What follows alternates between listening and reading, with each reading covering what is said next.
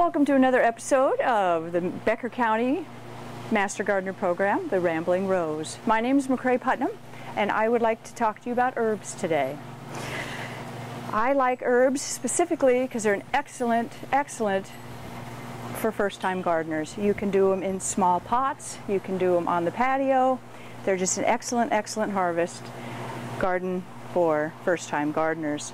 I have here some that I planted the first part of May. I have some thyme, I have some rosemary, we have sage, we have oregano, and we have basil. What's nice about herbs, first off, is you have to decide what you like. If you love Italian food, you might want to grow some thyme, oregano, and basil. Excellent spices for your pasta. If you like salsa, grow cilantro. It is so good in salsa. Sage I like, actually I use it for chicken, but I also like to dry it. It's excellent for tea. The rosemary is really good. It has a nice aroma, but it's also very good for chicken, pork, and beef actually. So also you can grow catnip. I have cats. I love to grow catnip, and then I dry it and make toys for them in the fall. So the first thing with herbs is you need to decide what you think you want to try. And I would try 2 or 3 just to see if you like growing them. You can also grow them in your kitchen in a windowsill. They're a perfect garden for your kitchen. You can snip them off whenever you want. I like to snip the basil off and I rip it and put it in my salad greens. It adds a really nice flavor to a fresh salad. Today though, I would like to, with you, I'm going to plant some English thyme. So first, I'd like to go over your container choices. In the summertime, since we have such a wonderfully season here in the summer, it's warm. Most herbs are from the Mediterranean, so they love the warm temperatures.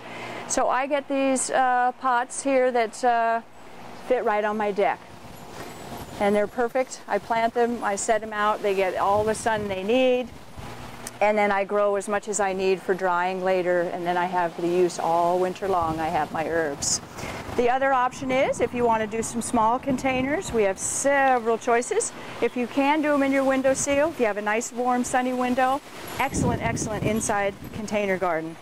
I also, when I do my pots, is I grab the choices, make sure, make sure your pot has holes in it. You have to have very good drainage in all of your pots. And I use at the bottom, you can use coffee filter, which fits in. You'd want to cut it to fit the size of your pot. I also use it like a recycled cotton. It's excellent in the bottom of pots.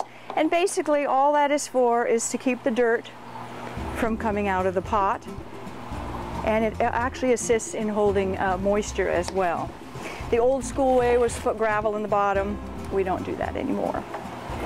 So I have a few variety of pots. Oh, I also use cardboard. Works quite well to keep the dirt from coming out of the pot. I'm going to grab the coffee filter. I have these wonderful containers that I love to hang on my lattice work over here. It has a little hook. You put it on and it's wonderful for the herbs. You snip off what you need when they're ready to harvest. So first off, I'll grab a few. Let me put some dirt in here. You want to have an excellent potting mix. Since it is just an annual, get a nice, good potting mix. And I like to fill it up to about 1 inch from the top. If you fill it up too much, especially on this particular container, it's at an angle. So you want to fill it up and you sprinkle your seeds in. I've lost my seeds now. The wind must have blown them. And you get a little handful of dirt and you sprinkle a little more on top. And then you want to water it really well. When you're germinating in the next 3 days, you definitely want to keep the water and the moisture on it. After they're germinated, you want to make sure that they're moist, but then let them dry out just a touch and then keep them wet again. There is quite a bit of information on the Minnesota website.